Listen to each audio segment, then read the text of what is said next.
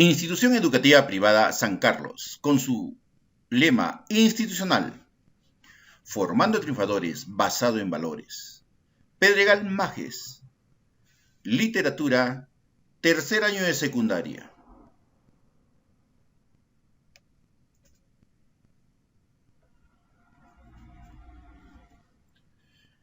Muy buenas tardes, estudiantes sancarlinos.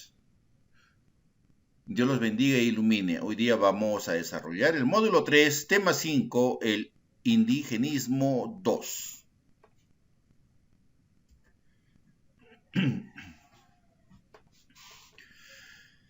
Con relación a este tema, ya que la clase anterior hemos visto lo que es el indigenismo 1, hoy día vemos el 2 y la siguiente semana el indigenismo 3.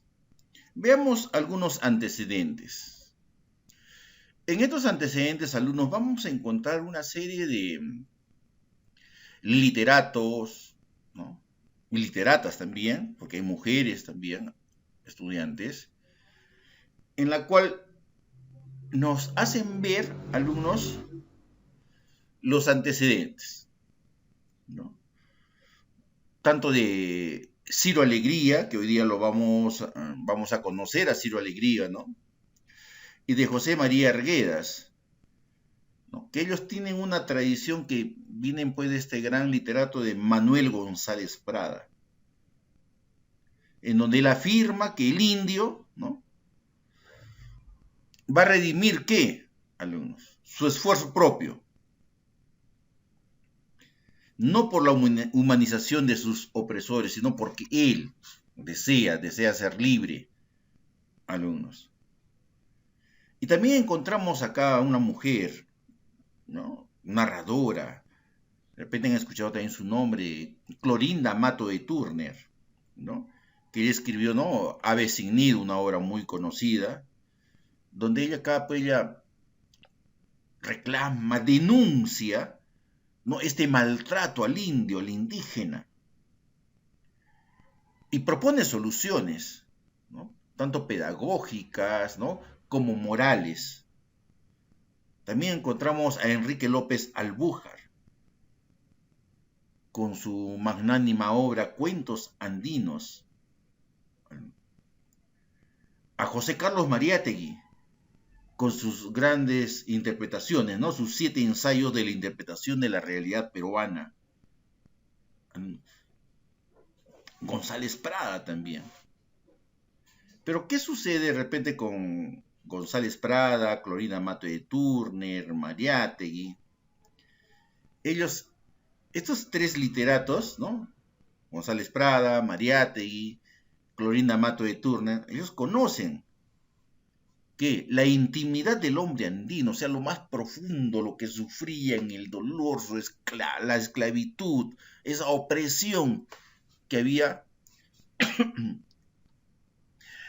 y se vivía en esos tiempos, alumnos. A veces habían unos enfoques que eran muy paternalistas, ¿no? En cambio, Mariátegui tiene algunas limitaciones. ¿En qué razón? Que no conoce el quechua. No conoce el quechua. Como hoy en día muchos docentes que van a estos lugares alejados no saben el quechua, el aymara, de repente el puquín, etc. Y no saben cómo enseñar. No saben cómo enseñar.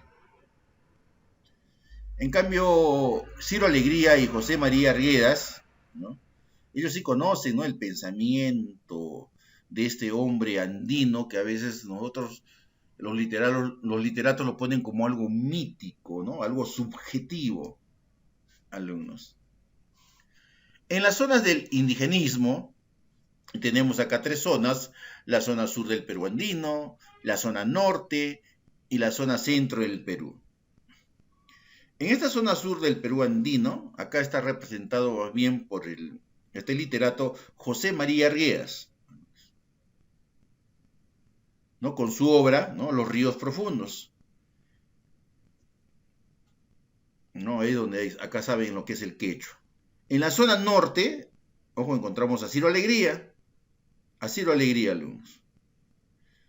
Y en la zona centro del Perú, encontramos a Manuel Escorza, alumnos, que él escribió Redoble por Rancas. Entonces acá tenemos tres literatos que representan. En las zonas, repitiendo, o sea, una remembranza, zona sur del Perú andino tenemos a José María Riedas.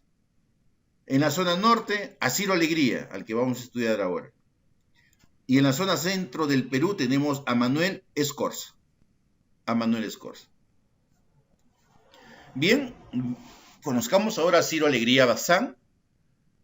En cuanto a su biografía, ¿no, alumnos? Él es un novelista, cuentista, también es político, es uno también de los máximos exponentes del indigenismo.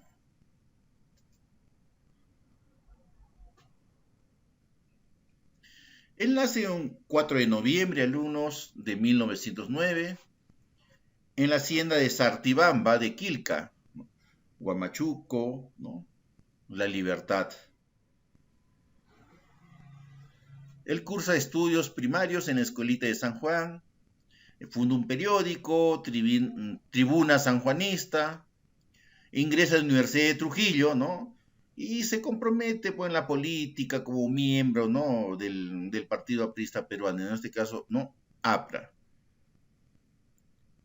Él muere, alumnos, el 17 de febrero de 1967, en Lima, cuando él estaba a cargo, ¿no? de presidente de la Asociación Nacional de Escritores y Artistas. De él, pues, sus obras, o sus novelas mayormente, han sido traducidas por muchos idiomas, alumnos. También tiene una gran obra, lo que es, ¿no? El mundo es ancho, ¿no? y ajeno.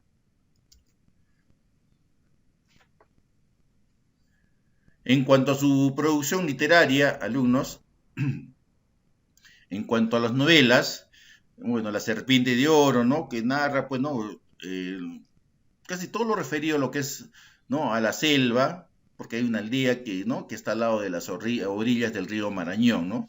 La Serpiente de Oro, ¿no? Que son temas de la selva, relacionados a la selva. Tiene Los Perros Hambrientos, El mundo es ancho y ajeno,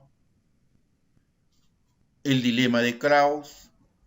En cuentos tenemos a Calixto Garmendia, Duelo de Caballeros, La ofrenda de piedra, Lázaro.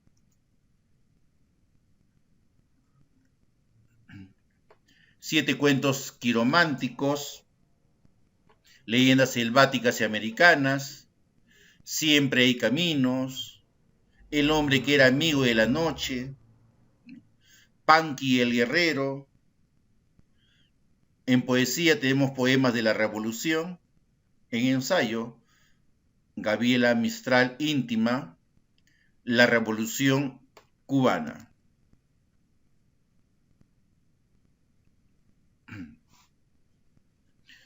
En memorias tenemos Mucha suerte con harto de palo. Y veamos, alumnos, esta obra El mundo es ancho y ajeno, que pertenece a un género narrativo. La especie es una novela. El ámbito social en la que se da es la lucha entre terratenientes y campesinos, no por la posesión de la tierra. Ya los indígenas, ellos querían pues ser libres, tener lo propio, no trabajar para otras personas. Y quienes abusaban en ese tiempo eran pues los terratenientes. En cuanto a lo que es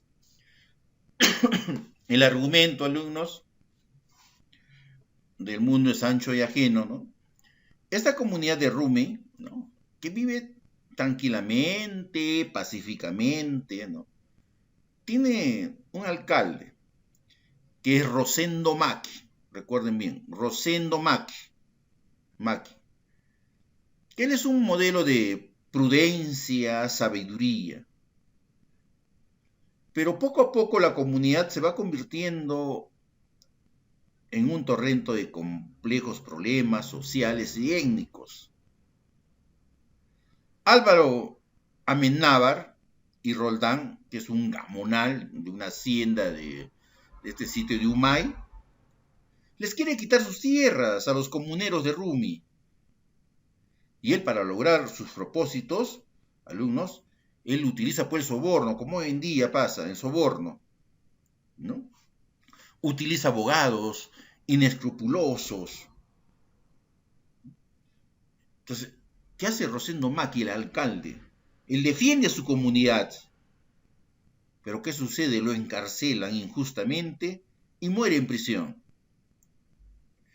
Benito Castro, ¿no?, deseoso de conocer, ¿no?, otras comunidades, ¿no?, ciudades, sale de ese lugar, o sea, sale de Rumi, y va a conocer, a caminar por otros caseríos, haciendas, donde él aprende muchas cosas. Cuando él regresa a Rumi, ¿no?, a su pueblo, a su lugar, se da cuenta que las leyes siempre están al servicio de todos los poderosos, alumnos. Entonces, ¿qué sucede? Es elegido alcalde de Rumi. ¿Qué hace Benito Castro, siendo ya alcalde, no? Porque ya Rosendo Maki ya falleció en la cárcel. Él arenga a los comuneros, ¿no?, los incentiva, los motiva, algunos para defender pues lo que les pertenece, sus tierras, pero ya con armas. Estos se rebelan, pero al final son derrotados. Esta novela termina, alumnos, con la destrucción de la comunidad de Rumi y con la muerte de Benito Castro. Es cierto, alumnos, ¿no? El abuso existe desde hace mucho tiempo. Hoy en día nomás no sé cuándo cambiarán las leyes. A estudiantes ahora ya se ha vuelto un hábito disparar a las personas por un celular, ¿no?, y matarlos. ¿Y qué pasa con esa lacra de la sociedad? ¿Cuándo no habrá leyes más duras, severas? ¿Para qué existen esas personas? Para mí, pena de muerte. Sinceramente, pena de muerte. Algo que de repente ninguno de los dos candidato y candidato han hablado sobre la seguridad. Hablan de cambios, eso jamás, tiene que ser mano dura, fuerte. Estudiantes. Y no solamente aquellos esos que asaltan, ¿no? Personas que abusan, violadores, aprovechadores y tanta cosa. ¿Para qué existe? Estudiantes. No sé cuándo cambiará. Habrá que retirarse pues del pacto, ¿no?, Santa Fe. Ahí están, hasta la iglesia se opone. Hasta la iglesia se opone. Niños, alumnos, muertos por un celular. Eso sucede, como se llama en nuestro país. Personajes. Tenemos a Rosendo Maki, recordemos que fue el primer alcalde, ¿no?, de esta, ¿no?, comunidad. ¿Cómo se llama la comunidad? A ver, ¿recuerdan? Empieza con R. Rumi. Rumi, muy bien, Rumi, acá con Rumi. Benito Castro, que es el último alcalde, ¿no?, que él incita a la rebelión. Demetrio Sumayacta, que es un joven flautista. Tenemos también acá el Fiero Vázquez, ¿no?, bandolero que ayuda a los campesinos. Mira, hasta un bandolero ayuda a los campesinos. Nasha Shuro, ¿no?, que vaticina la muerte, ¿no?, de la comunidad que va a desaparecer, claro, por toda la explotación, la opresión que había en ese tiempo. Álvaro Amenábar, a este sí pues, el gabonal de la hacienda Humay, ¿no?, que quería robarle, quitarle todas las tierras, sobornó, utilizó abogados inhumanos, ¿no?, etcétera.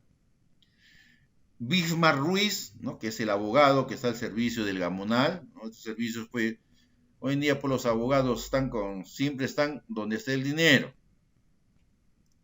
Augusto Maki, hijo de Rosendo. Con relación al abogado, cuando he dicho que siempre están con el dinero, la mayoría, pero hay abogados que sí son sinceramente honestos, ¿no? Y luchan de repente por la inocencia de un ser humano. O también condenan también. Hacen que los condenen a personas que han cometido errores. El tema principal, alumnos, de esta obra es la lucha por la tierra. Es la principal. Pero tenemos otros temas como la comunidad como espacio de fraternidad. De repente cuando se han unido todos los indígenas, ¿no? Todos estos comuneros para poder luchar por sus tierras, ¿no? La justicia al servicio de los gamonales por el pago que ellos hacían, los sobornos. Otra cosa es, ¿no?, la sabiduría popular, cuando hacen el vaticinio, alumnos, ¿no? Nasha Shuro, que hace el vaticinio, ¿no? En la cual iba a desaparecer la comunidad. O sea, una sabiduría porque ven tanto presión durante años, explotación, no se llega a un progreso, una prosperidad, hay el soborno, y de ahí viene pues la corrupción de los funcionarios estudiantes.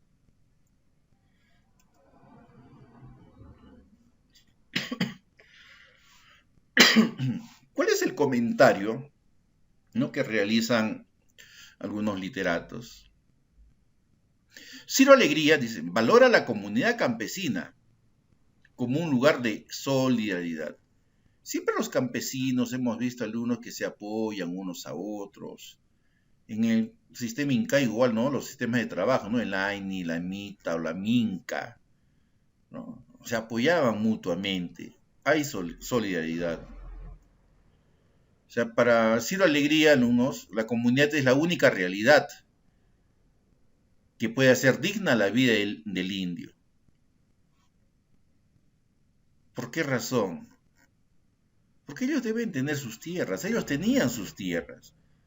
Les han venido a robar, a usurpar. Vivían de lo que ellos cultivaban, de los animales que criaban. Él estaba acostumbrado a ese modus vivendus, no a la explotación. Esta novela concibe que la comunidad es cualitativamente superior a otras estructuras institucionales. ¿Por qué razón una comunidad es cualitativamente superior a otras estructuras institucionales? Porque en ellos había solidaridad, apoyo, no había engaño, no había robo entre ellos, no había sobornos. En cambio, la estructura institucional que estuvo en ese tiempo, sí, alumnos, ¿a favor de quién? Del que tenía dinero. Como hoy en día también pasa, estudiantes. ¿Sí?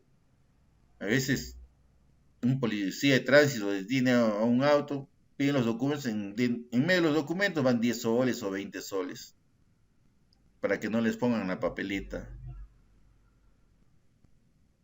Han visto ustedes, nomás en los hospitales, enfermeros, como se cobrando por cama SUSI,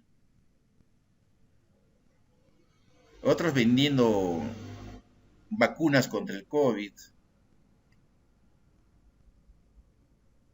personas que pertenecen de repente a lo que es al ambiente político, vacunándose antes de que les toque. A eso se refiere algunos. O sea, es algo más digno lo que es esta comunidad indígena. El narrador es consciente de que los hechos sociales preconizan una verdad objetiva.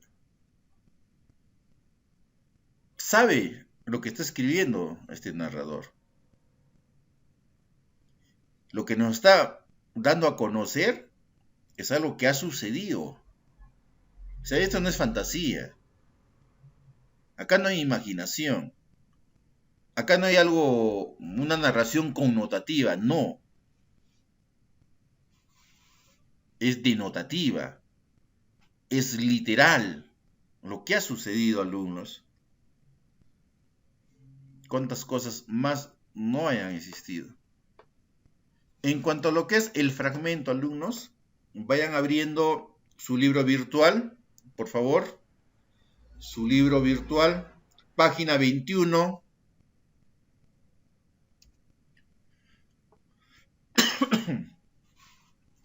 En actividades no hay tarea debido a que estamos en exámenes mensuales del segundo bimestre.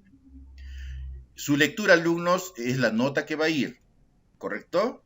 Es la nota que va a ir. Su lectura. Página 21, ubiquen por favor, estudiantes.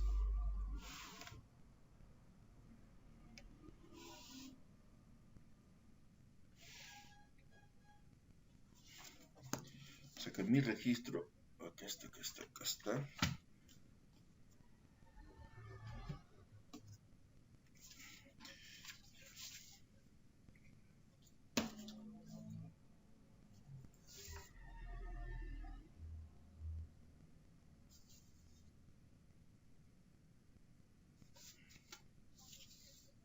Bien, cuento hasta 5. A ver, 1, 2, 3. Profesor, un ratito. Ya, hija, ya. Supongo que todos los demás ya ubicaron, ¿no? ¿Correcto? Donde dice, el mundo es ancho y ajeno, abajo.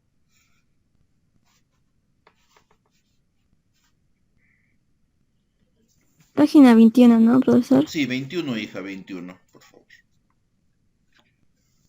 Ya, profesor. Muy bien. Empezamos entonces con Diego Sendi.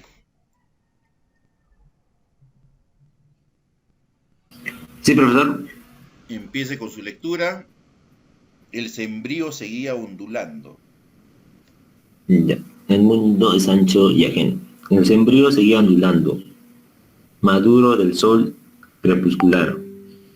Una espiga se parece a otra y el conjunto es hermoso. Un hombre se parece a otro y el conjunto es también hermoso. La historia de Rosendo Maki y sus hijos se parecía en cuanto hombre a la de todos y cada uno de los comuneros de Rumi.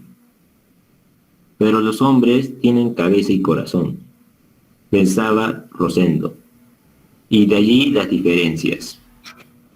En tanto que el trigal no vive sino por sus raíces. Abajo había, pues, un pueblo y él era su alcalde. ¿Y acaso llamaba desde el provenir un incierto destino? Mañana, ayer. Las palabras estaban granadas de años de siglos. El anciano Chauqui contó un día algo que también le contaron. Antes todo era comunidad. No había haciendas por un lado y comunidades acorraladas por otro. Pero llegaron unos foraneos que anularon el régimen de comunidad y comenzaron a partir la tierra en pedazos y apropiarse de esos pedazos. Los indios tenían que trabajar para los nuevos dueños. Entonces los pobres, porque así comenzó a haber pobres en este mundo, preguntaban, ¿qué de malo había en la comunidad? Nadie les contestaba o por toda respuesta les obligaban a trabajar hasta reventar. Hasta ahí. Ángel David, continúe.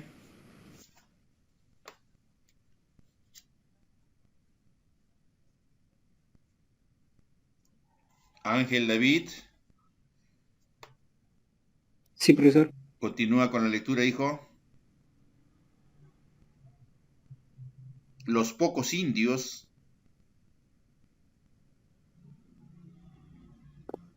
Profesor, no me ubico, es que se me fue el internet y se me salió la llamada y recién estoy entrando. Pero recién estás entrando. O sea, todavía no visualizas toda la lectura. No, todavía no, profesor. Mm, Voy a creerte, Ángela, David. Voy a creerte. Continúe Fernanda Guamaní.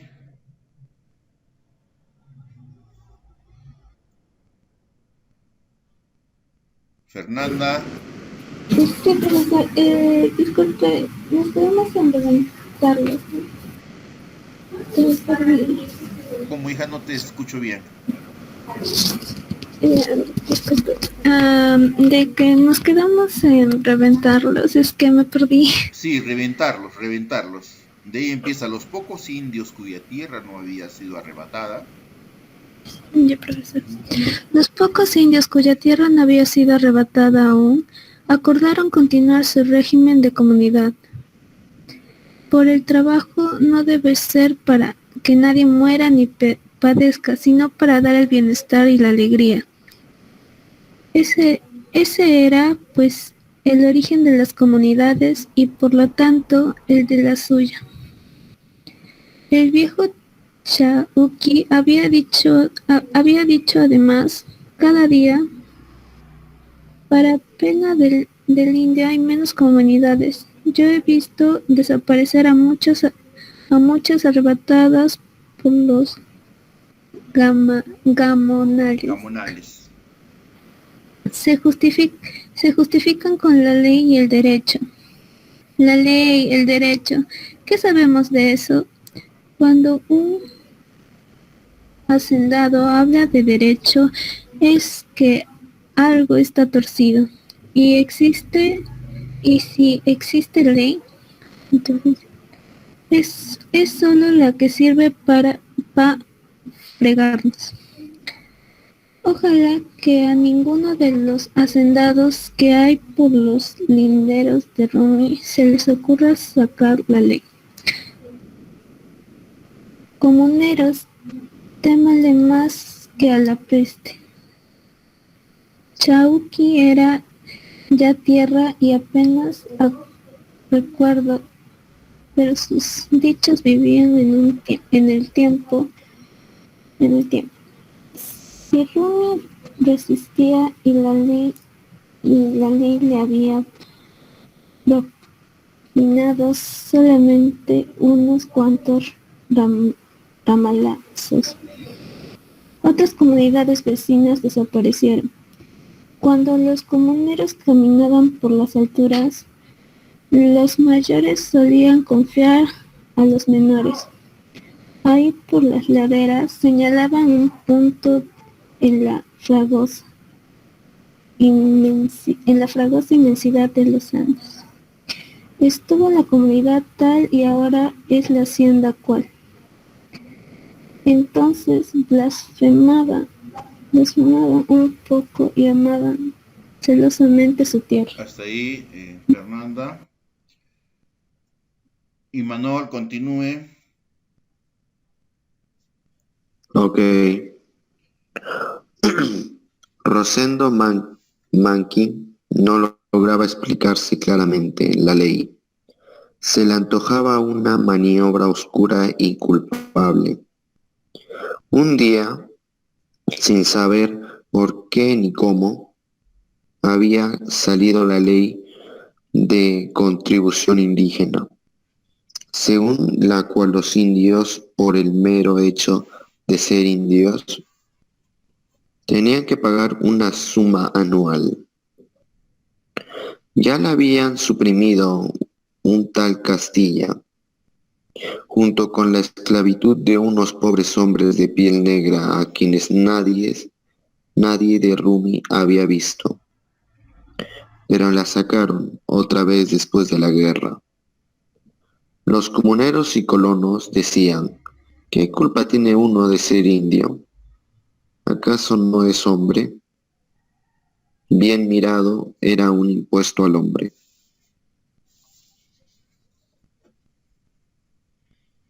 Continúa. En Rumi. Continúa. Ah, ya. No, pensé que se acabó. En Rumi, el indio Pisco juraba como un condenado. Carajo, había que teñirse de blanco, pero no hubo caso y todos tuvieron que pagar. Y otro día sin saberse también por qué ni cómo, la maldita ley desapareció.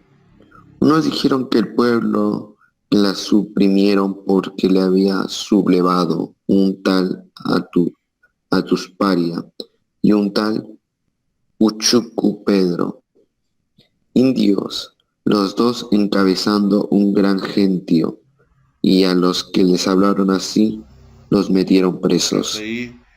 Jefferson, continúe. Jefferson. ¿Quién sabía de veras? Pero no había faltado leyes. Saben mucho los gobiernos. Ahí estaban los impuestos a la sal, a la coca, a los fósforos, a la chicha, la chancaca, Chancaca. que no significaban nada para los ricos y sí mucho para los pobres. Ahí estaban los estancos. La ley de servicio no se aplicaba por parejo. Un batallón en marcha era un batallón de indios en marcha. De cuando en cuando, a la cabeza de las columnas, en el caballo de oficial y luciendo la relampagueante espada de mando, pasaban algunos hombres de la clase de los patrones. A esos les pagaban. Hacía la ley. Rosendo Maki despreciaba la ley. ¿Cuál era la favorecía al indio? La de instrucción primaria obligatoria no se cumplía. ¿Dónde estaba la escuela de la comunidad de Rumi? ¿Dónde estaban las de todas las haciendas vecinas?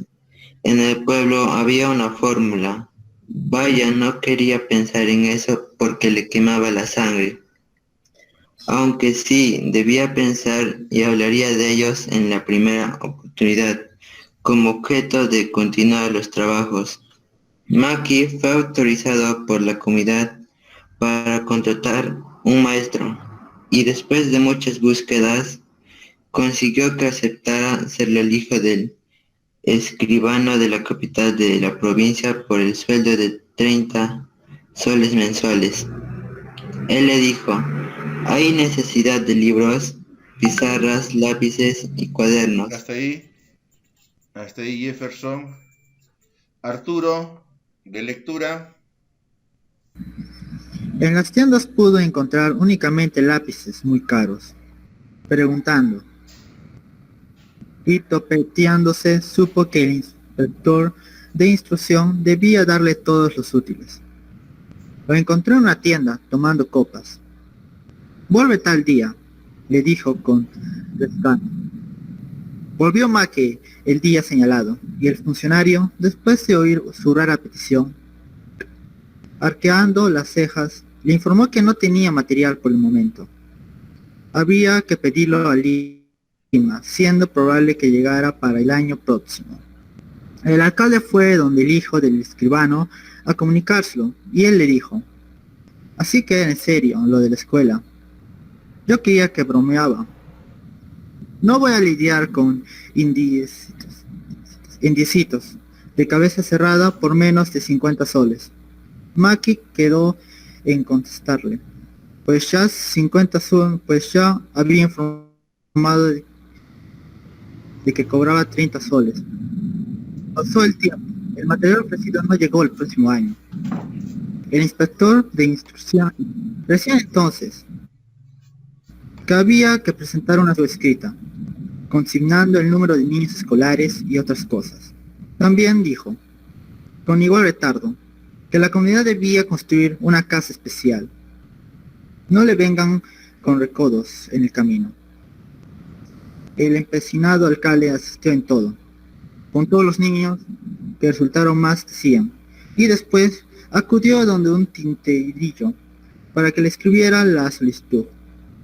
Lo tuvo mediante 50 soles y por fin fue elevada. 5 soles. 5 soles, me Y equivoqué. por fin fue elevada.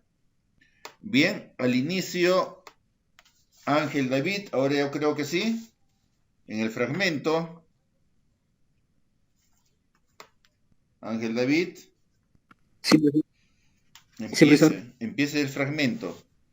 El sombrío seguía ondulando. El sombrío seguía ondulando, maduro del sol crepuscular.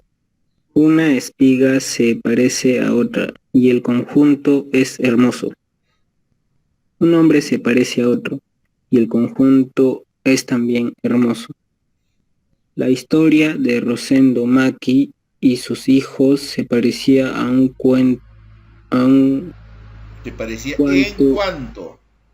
En cuanto hombre, a la de todos, y cuando uno de los comuneros de Rumi, pero los hombres tenían cabeza y corazón, pensaba Rosendo, y de allí las diferencias, en tanto que el trigal no vive sino por sus raíces.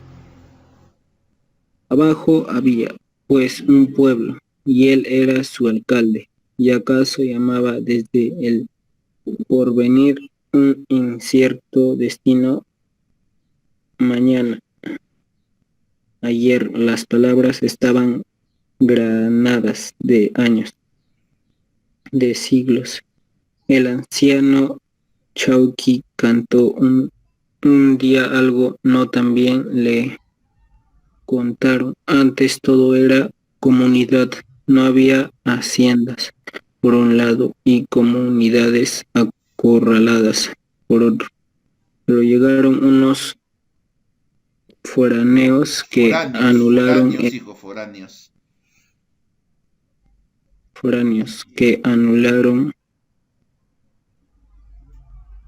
el régimen de comunidad y comenzaron a partir de la tierra en pedazos y apropiarse de esos pedazos. Los indios tenían que trabajar para los nuevos dueños. Entonces los pobres, ¿por qué así comenzó a haber pobres en este mundo?, preguntaban. ¿Qué de malo había en la comunidad? Nadie les contestaba, o por toda respuesta les obligaban a trabajar hasta reventarlos. Hasta ahí. Continúa, en este caso, Nayeli. Los pocos indios cuya tierra no había sido arrebatada aún, acordaron continuar su régimen de comunidad, porque el trabajo no debe ser para que nadie muera ni pedazca, sino para dar el bienestar y la alegría. Ese era, pues, el origen de las comunidades y, por lo tanto, el de la suya. El viejo Chauqui había dicho además, cada día, para pena del indio, hay menos comunidades. Yo he visto desaparecer a muchos arrebatadas por los gamonales. Se justifican con la ley y el derecho. La ley, el derecho. ¿Qué sabemos de eso? Cuando un hacienda habla del derecho, Hacendado. Es que algo... Hacienda, ¿cómo va a ser hacienda? Hacendado, hija. Vamos. Es que frase me he equivocado. A ver, lugar. Continúa. Hacendado habla del derecho, es que algo está torcido, y si existe ley, es solo la que sirve para fregarnos. Ojalá que a ninguno de los hacendados que hay por los linderos de Rumi se le ocurra sacar la ley. Comuneros, témanle más que a la peste. Chauqui era ya tierra. Se me ha ido la página. Chauqui era ya tierra y apenas recuerdo. Ya, es que ese profesor se me ha ido a otra página. Ah, ya. Pero sus, ya. Sí. Pero sus dichos vivían en el tiempo si Rumi resistía y la ley le había proponido solamente unos cuantos remalazos. Propinados, ya. Unos Otras cuantos comunidades ramalazos. Continúe. Otras comunidades. vecinas desaparecieron. Cuando los comuneros caminaban por las alturas, los mayores solían confiar a los menores. Ahí por esas laderas señalaban un punto en el fragazo inmensidad de los Andes. Estuvo la comunidad tal y ahora es la hacienda cual. Entonces blasfemaban un poco y amaban celosamente su tierra. Hasta ahí. Noemí.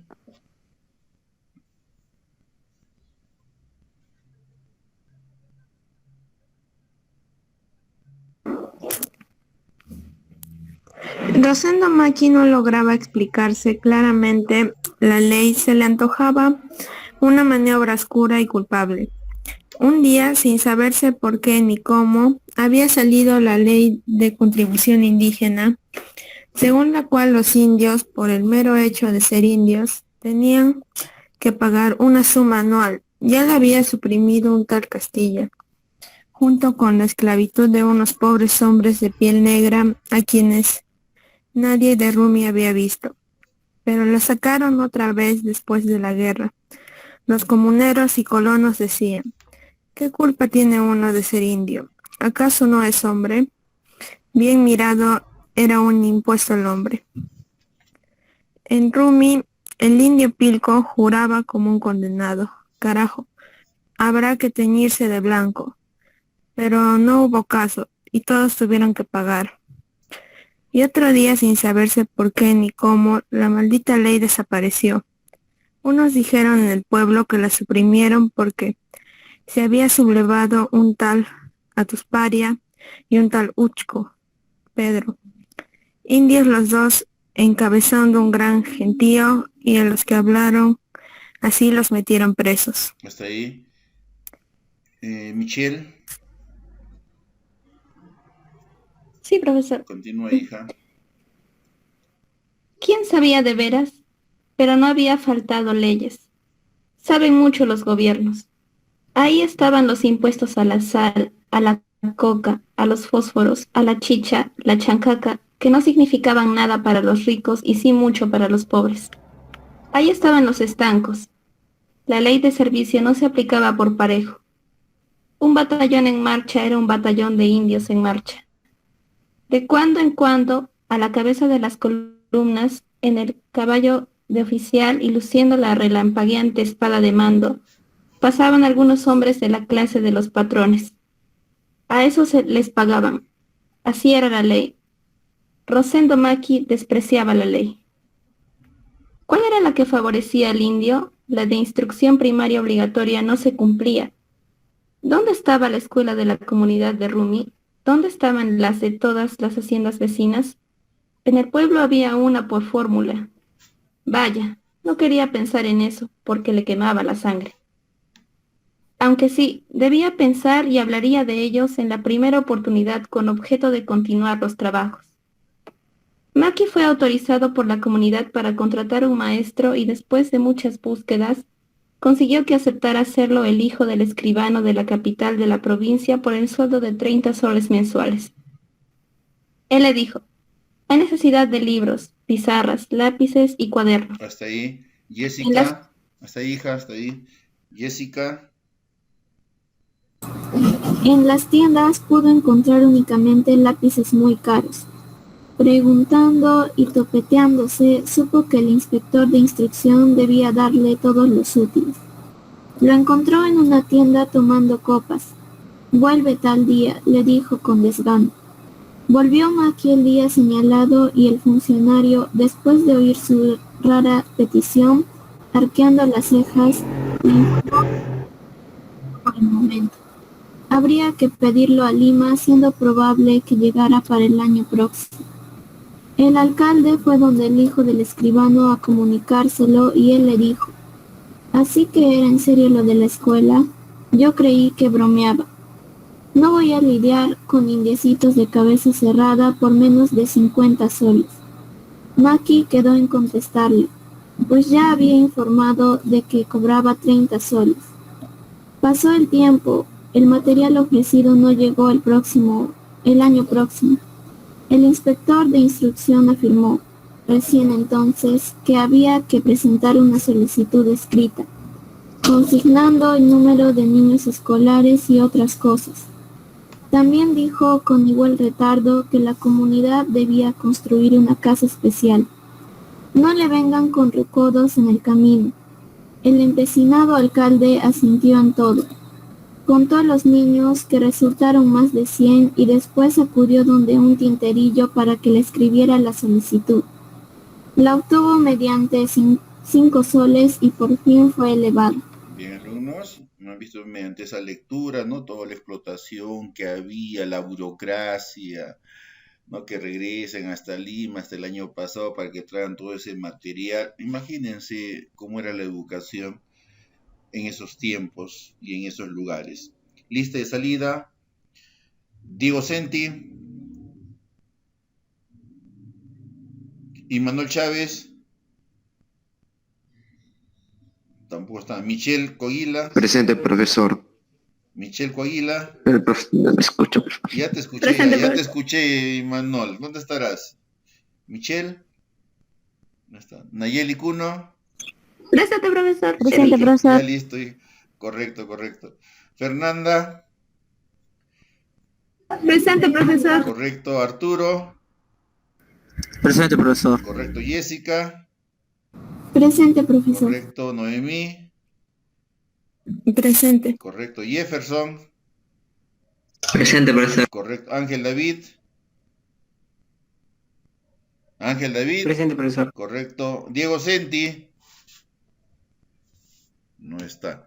Bien, estudiantes, hasta el día de mañana. Cuídense, que tengan un buen día. Hasta luego. Hasta luego, profesor. Hasta luego, profesor. Hasta luego, Que tenga un buen día. Hasta luego. Hasta luego, profesor. Hasta luego. Hasta luego, profesor. Hasta luego. Hasta luego. Cuídense. Hasta luego, profesor. Hasta luego.